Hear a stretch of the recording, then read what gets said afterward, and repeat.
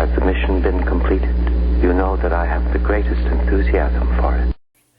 Hi, and welcome back. It is the third week in August already, and it's time for another fun weekend of building here at the Aztek Dummy Labs. Got a little bit of mail call this week. Got some new items to show you that I will be building in the near future, maybe even this very weekend.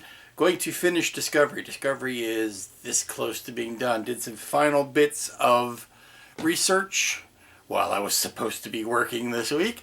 Watching Scott's videos and getting some more details on some parts, particularly the doors and the window bit of the command module. So I'll be finishing that up. Be finishing up the Simon Pegg and Nick Frost Shaun of the Dead bus.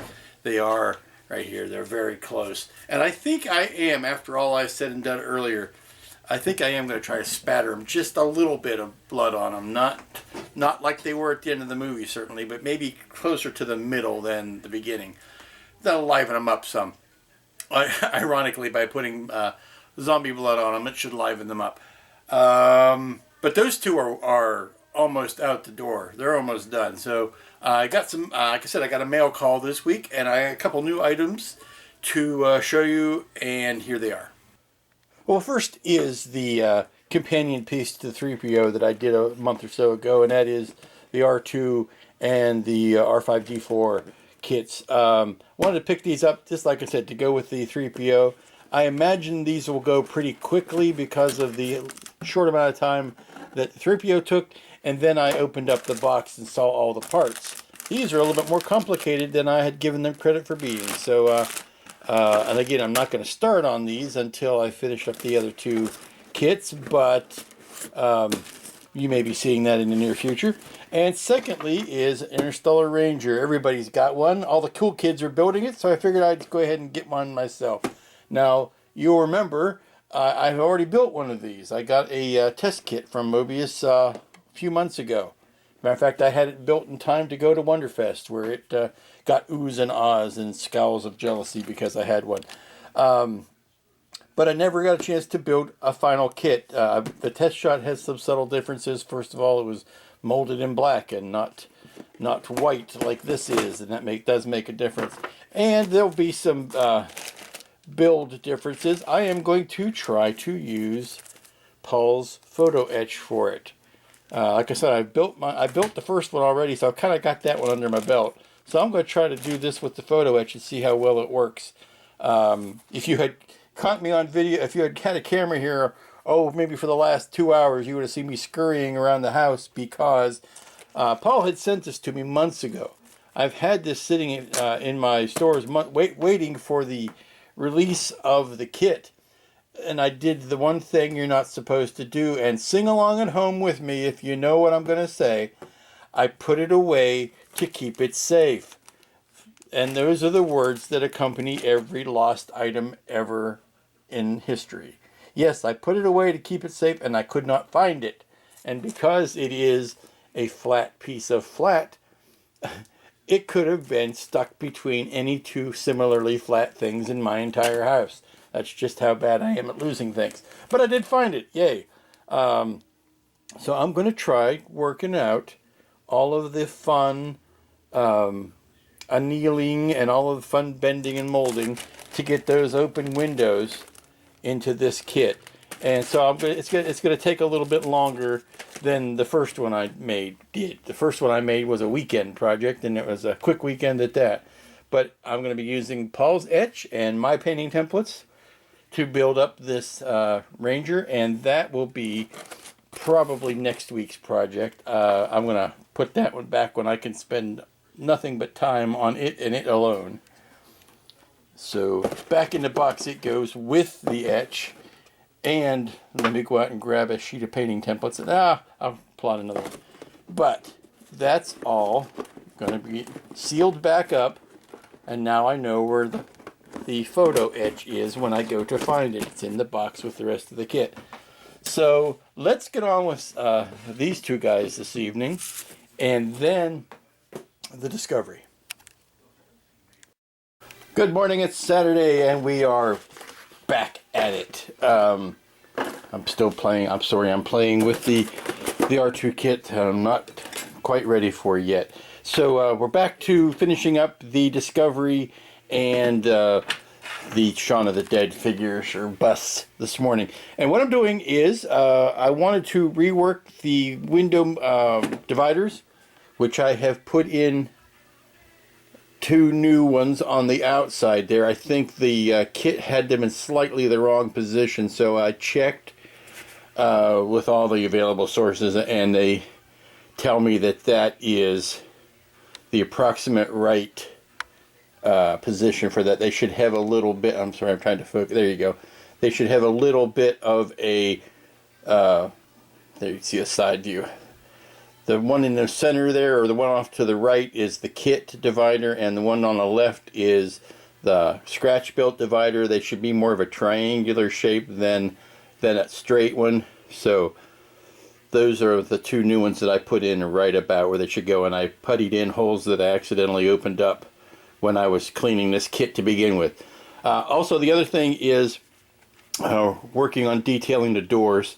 And I've dirtied up the doors a little bit more, and I now want to spray some more white over them, but I don't want to mess up the white that I've sprayed around them. So I've made some circle template masks that I can put over that so that I don't accidentally overspray on top of that. And I did the same thing for those smaller indents so that I can play with those and not mess up the white around them. So that's on tap for that. I have added a little bit more of, I put a little brass rod on the top of that for the extension on the antenna unit. And then I'll be ready to put that back. And that pretty much will, once I get those things done, I gotta get the miss area masked off and repainted black. But outside of those touch-ups, I think that's pretty much going to finish up the Discovery. And then I'll be off to Simon and Nick. I have repainted the blue on Simon's eyes. I'm sorry, when I go from this color to this color, the camera seems to go wonky. So I've got the blue repainted. I just need to put the pupils in his eyes and touch up his name badge and splatter the blood on him. And the same with Nick. I need to put the pupils in his eyes. And I'm going to touch up his skin a little bit more and darken his beard a little bit. And he should be done. Okay, I've got the major masks on.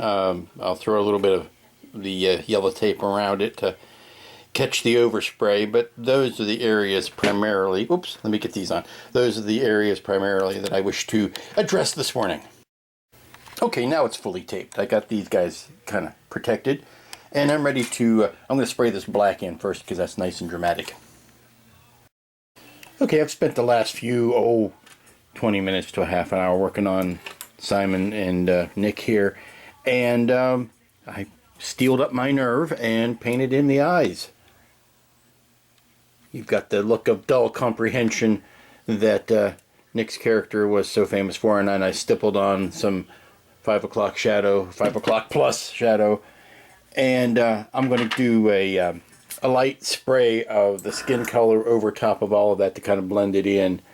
It's a combination of hand brush work and airbrush. You really can't airbrush everything. I would dare to see anybody try to airbrush in those eyes, but I think I got pretty good on Senior Shaun's eyes there. Not so bad. I'm not gonna paint a white highlight in because I think the gloss puts the highlight in wherever it needs to be. Yeah, see that there's a white highlight there, but I didn't paint that. That's due to the glossy paint. And I think sometimes when you paint a white highlight in, you're forcing a reality that's not really there. So I'm gonna forego that this time. I'm gonna repaint the trees in here. I didn't like how that was looking, so I'm gonna touch that up a bit. But these are, outside of the blood spatter, which will be the last touch, these are mostly done. I need to indicate, I was thinking of printing out a replica of Simon's badge there that says the 4E Electronics, but I'm wondering if that wouldn't look too artificial. Well, it's going to look artificial. I don't think about that, whether it looks going to look too artificial on the rest of the sculpture. So unless I were to do a caricaturized version of the name badge, whether it would look out of place or not. So I'll try it both ways and see if I like either one of them. Okay, a quick trip to the internet and back for research, and I found these. So I'm just sizing them up to the size that needs to be done, and I'm going to cut it out and try to gloss it down with some either white glue or the clear parts cement, and try to just, I know the paper is going to wrinkle up a bit, so I want to like seal it and laminate it all down, I guess like you would decoupage something. I'll just plaster it on there. Okay, now I've got a wet coat of the white window maker slash clear cement on there, and it does seem to have taken some of the smeared some of the ink. This is what they looked like originally. It's a lot easier to read, but this actually makes it, I think, look less fake or less obvious if it is not quite as clean, if that makes some sort of twisted sense. So I'm going to let this dry in and see how it looks, and if I like it, I'll keep it. If not, I've printed up plenty of others that I can always scrape it off and redo it. Okay, first experiment didn't work. I didn't like it, so I stripped it off, sanded it down a bit, and repainted the edge, and I'm just going to try sticking one on, just sticking it on the top and see how well that works without trying to put any sort of finish over the top of it. Okay, it is Saturday evening and I am back at it early evening. Almost ready to wrap up Nick's face here. I want to do one more slight light coat of the Comart flesh to knock down his beard a bit. Not too much, but just a bit, and then highlight his nose. I think Simon is all but done on his skin. He's more fairly complected than Nick is, so he's closer to being done. Like I said, I did not like the badge, so I'm still working on that. And then I'll put those aside and get to the whiting on the command module. Okay, you can see all the masks have been removed, and we are looking mighty fine. Now I went in with white, pure, strong white. Of the reefer white, and I touched some of the smaller panels, some of the real tiny ones, to kind of bring up yet one more level of whiteness, and particularly that trench strip, and I think it really highlights it. So I think we're going to close this off for this evening and let this sit, and then maybe hit it with a flat coat first thing in the morning and see how it reacts to that. Okay, we're getting ready to shut down for a Saturday evening, and I think we are pretty well done with Simon and Nick, at least. I put a flat coat of spray on them, and then I went back in with the a gloss, which is this polyscale clear gloss. I have precious little of this left, and they don't make polyscale anymore, so I am using it very sparingly. But you can see in the eyes, and there's what I was talking about as far as that highlight. Rather than painting one in, I'm just going to let the light do its thing. On the lips and on the teeth and on the eyes. And on Simon as well. On the eyes you can see, and on his teeth and lips. One last bit, and that is to finally sort out the badge here. I think I'm going to go with the paper that I have printed and using a double stick tape to hold it down rather than trying to use that clear glue. I think that it'll be more readable in the long run. But I put a little bit, some of that felt on the bottom that I normally use on the bases to give them a little bit more of a classy finish. And I think, I mean, I'll look at it one last time tomorrow, but I think that Simon and Nick are done. I think we are looking at some completed items here. I may I'm going to sleep on it tonight and look at it again tomorrow. I may want to lighten up. I think I may have ruddied up his face a little too much. I may want to put a light coat of this Comart flesh over that. I think his beard is maybe a little too dark, and I can lighten that back up, make it look more like 5 o'clock shadow, not 2 week shadow. Simon, oh yes, and that reminds me, I will also revisit tomorrow to see about the blood spattering. I'm going to try that out on something else first. Try out the different colors of red paint that I have available to me, and different types of brushes to see how I want to use the spatter pattern before I decide whether or not I'm going to do it on the finished figures. And we have the AE35 unit and the head of the command module of the Discovery, and you can see how that stark white really pops now. And now I'm going to take that same white to the engine compartment and the other parts of the ship to see if I need to touch some of that real highlighted white, and maybe we'll get it finished as well. But you can see the finished black window panes. And once this is on the kit, you really don't see inside there, and you really won't from up on the shelf where it will sit. So I may put in some sort of faux background behind her, just print something out and stick it behind her just in case somebody peeks their little eyes in there. But mostly it's done. Now I'll put this back on the top, and as promised, I will take it outside tomorrow and take some pictures of it or show some video of it out of doors. That has the makings of a good blood spatter. Gonna remember what I did using this toothbrush and just flicking it down like that. Ooh, I like that too. Very nice. I think the watering down the blood makes it, or the paint makes a difference. Nice. Okay, I think I remembered enough about that, and when tomorrow comes, I will do that.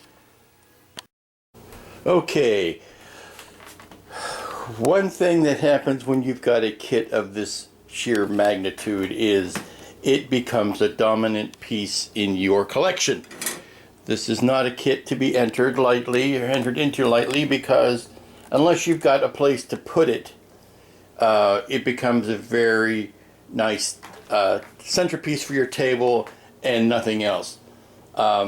Space in my room, in my display area, is increasingly limited. I had originally thought of putting it above this doorway here, but then I realized that I would be looking up at it, I would be looking up at the underneath side of a shelf and not being able to see it very well. So, plan B is to put it where you see the level here. Forgive the peeling wallpaper, but it's over 20 years old. So it's going to go above the window. It's going to span these two cabinets that I built last year. Last year? 2 years ago. Last year. Anyway, it's going to go up there. I think it'll be nice. It'll be a central, easily viewable spot, but it's going to necessitate a bunch of reorganization, which is a good thing. You move your models around every once in a while. It changes your decor, plus it gives you more visual interest, and you also have an excuse to dust them off if nothing else. So I am going to designate the top of that area as the space for this shelf to go up, and at the same time I'm going to kind of condense my 2001 model collection and kind of put them all in one location, which is kind of thematically satisfying for the ADD people out there. I have a couple other kits, three other kits that I do want to include in that, and they are as follows. I have a couple of satellites or orbiting bombs that I've done over the years, and they've been sitting in this case, and they will fit up on that shelf quite nicely. And then I also have, this is the astronaut and monolith kit and the Deadpool, both from Scott Alexander, and this is the Aja models, AJA Ares, which I took to Wonderfest 2 or 3 years ago. And now I can put them all up on this top area and kind of condense them all in one spot, which is going to open up a spot in this cabinet, which I am going to use to put the Garthok in, because it's a tall figure and won't fit on one of these regular shelves. The Garthok gets a home. Where are you? There you are. The Garthok gets a home, and whenever he gets done, Christopher Johnson gets a home, because they are both tall kits that need, and delicate kits, and kits that need to be protected. So it's like model Tetris today. I'm going to take this out. I'm going to take the Discovery outside to take some outside pictures of it to show off the detail, and then I'm going to bring it in and put it up on the big shelf. And I'm not going to be filming a lot of that because there'll be cussing and swearing, and this is a PG show. Okay, by popular request, here is the Discovery in the great out of doors. I won't tell you what a trick it was getting it out of the house, or what I looked like carrying it out, but it is out, and I'm taking some still pictures and some video of this as a record, just in case there's any accidents getting it back in. Do the Spaceballs shot of it going and going and going and going.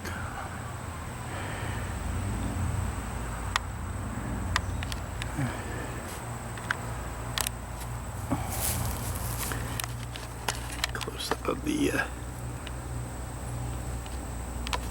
and the nice thing about this is if I want to play with it, I can swivel it and turn it and do all those posable things.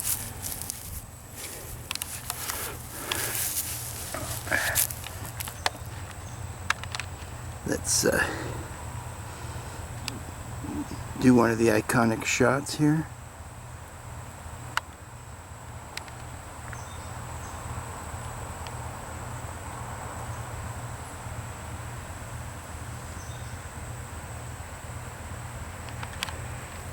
Now there's no interior inside the command module.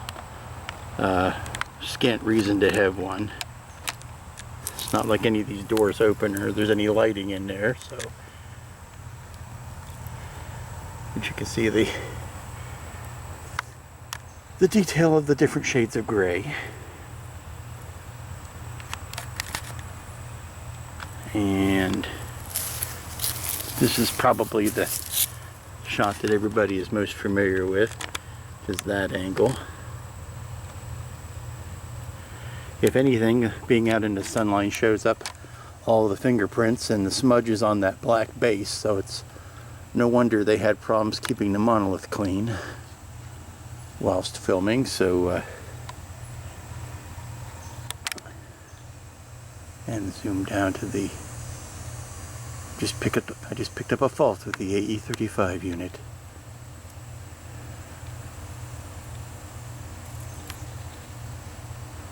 Okay.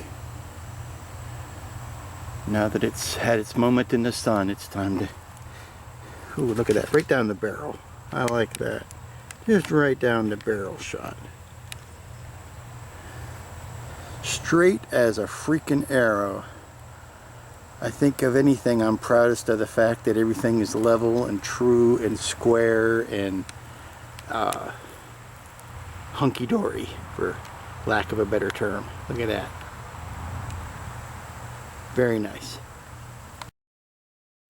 Okay, you can see the final resting place of the Discovery, along with all the other models that have taken their place up in the shelf at the top. There's that Ares and the Pool and the Satellite and the long Discovery down into the other satellite for bomb system.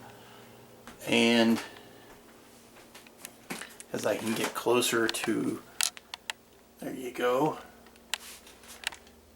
And importantly, what this allows me to do is also have shelf space for another kit that I've got on the reserve pile but have not built yet.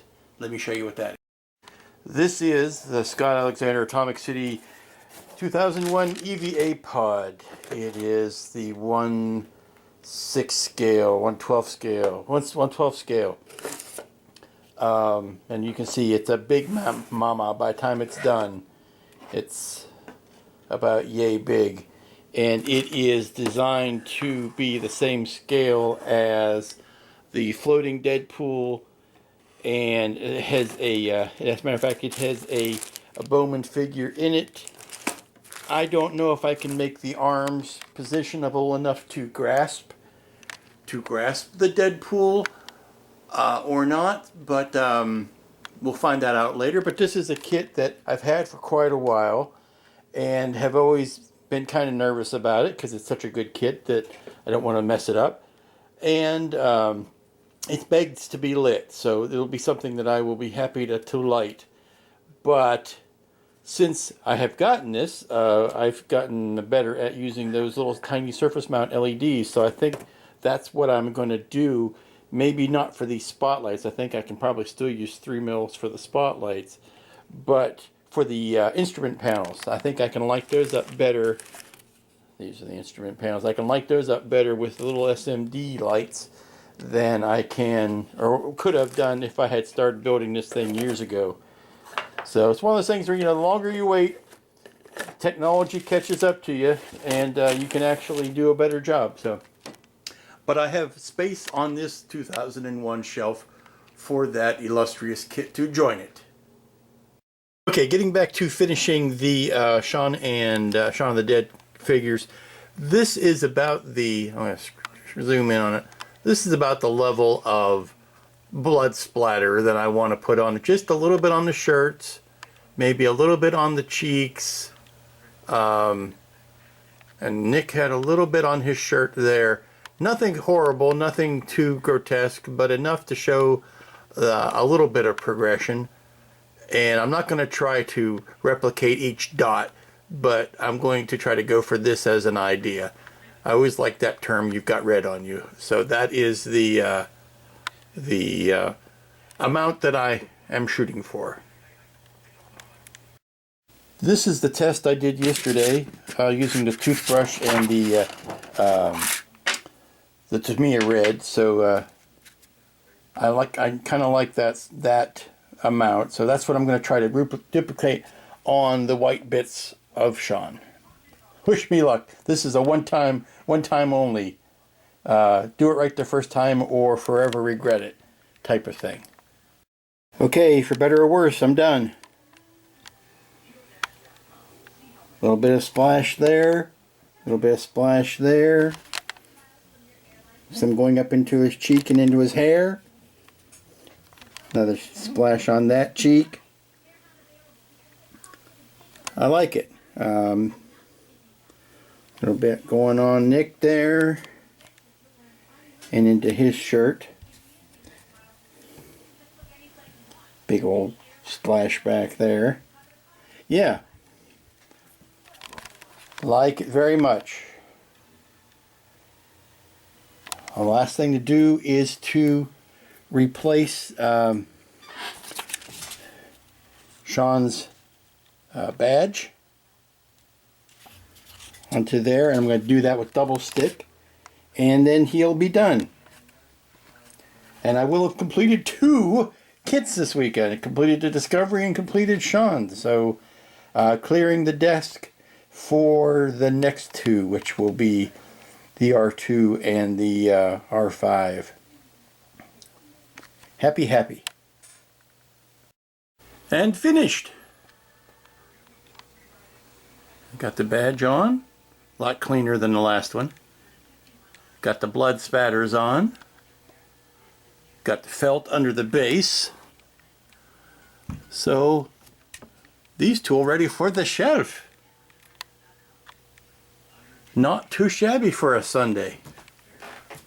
Finally finishing a couple of things.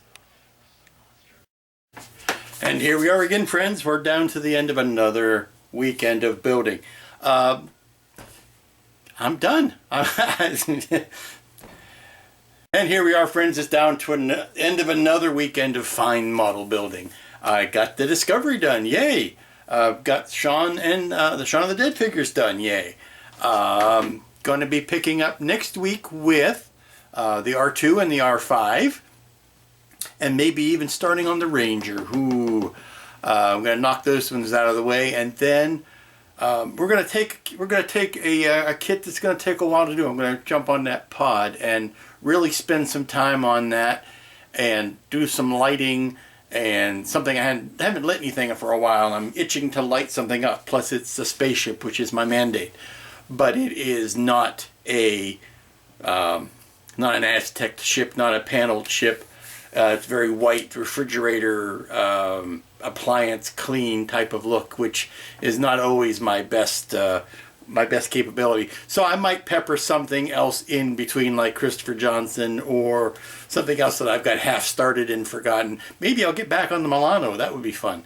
But something to break up all of the whites, because that pod is really just white and black and beige on the inside. So and red, and some red on it. And I got some red on me. This is leftover from spattering Shaun and Nick. So we'll pick it up again next week. Until then, enjoy these last few weekends of summer, and we will see you next time. Congratulations on your discovery, which may well prove to be